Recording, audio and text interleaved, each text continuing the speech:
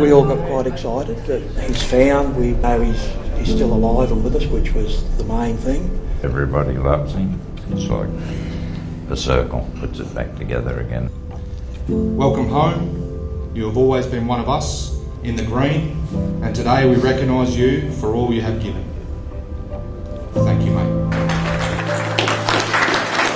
The story of Alwyn Craig is a remarkable one, but it also highlights how severe war trauma can be. The 76-year-old lived on the streets of Newcastle from 1994 until earlier this year, and no one really knew who he was. With the help of his community, Mr. Craig was identified as a Vietnam War veteran who later served as a peacekeeper in Singapore.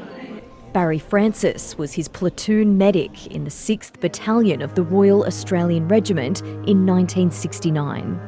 Just a very quiet, bit of a loner,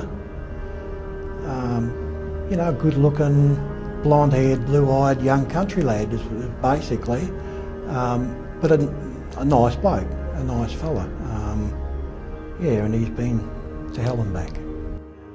Mr. Craig was never the same when he returned home. He struggles with war-caused PTSD after the love of his life was killed by the Viet Cong, and as a result is a man of few words. He lived a transient life after his service, eventually becoming homeless in the early 90s. He's been a familiar character on the streets of Newcastle ever since. Passers-by knew him as Old Pete, but his army mates called him Shorty.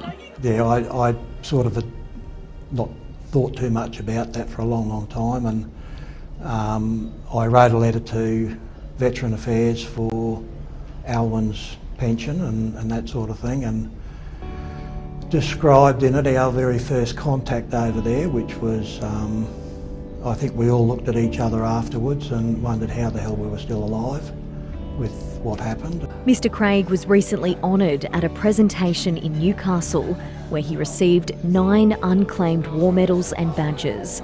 It included the Vietnam Medal, Australian Defence Medal and the Republic of Vietnam Cross of Gallantry with Palm Unit citation. Major Dan Bligh, who served in the same battalion as Mr. Craig years later, paid tribute to his sacrifice. Today is both a privilege and a deep personal honour for me to stand here as a serving member of the Australian Army and a former officer of the 6th Battalion. Alwyn, your service in Vietnam with the 6th Battalion is a chapter that lives on in our regiment's history. You served with valour in a conflict that tested every aspect of a soldier's spirit. Today we are here not only to honour your service, but to also recognise your incredible perseverance. You have shown us what it means to survive, to carry on, and to hold your head high even in the face of adversity. The medals that were just presented to you symbolise not just bravery that you showed in battle, but also the courage you've shown in life. You are a reminder to all of us why we must stand up for our veterans, ensure they are supported, and never forget the sacrifices they made. On behalf of every soldier and officer who holds your legacy close, thank you, Alwyn. Thank you for your service, your sacrifice, and your example. This wouldn't have been possible without the help of a friend, John Cross from charity City Sleep Safe, who's played a huge role in getting Mr. Craig back on his feet. Mr. Cross has looked out for him for a decade and helped source his birth certificate, organise a pension, veteran gold card and housing. He also told the Newcastle Herald about Mr. Craig, and it was an article spotted by a family connection in the US that helped reunite him with his loved ones. Mr. Craig's family rushed to be by his side earlier this year when they discovered where he was.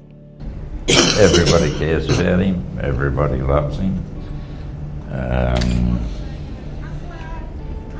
But it just puts the family back together again. You know. It's like a circle. It's the last link in the chain now. Puts it back together again. It took some convincing to get Mr. Craig to the presentation. He prefers not to be in the spotlight, but his brother thinks it's helped.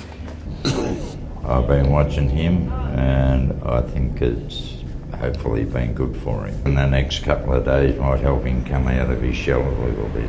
Mr. Craig still prefers to spend his days watching the world go by at the old Newcastle train station.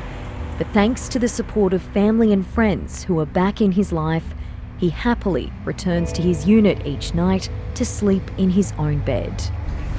I just wanted to live in peace, be happy, just do his own thing, waddle down there, get his coffee, go up to the railway station, camp there for the rest of the day and then come home. I don't care, as long as he's happy doing it.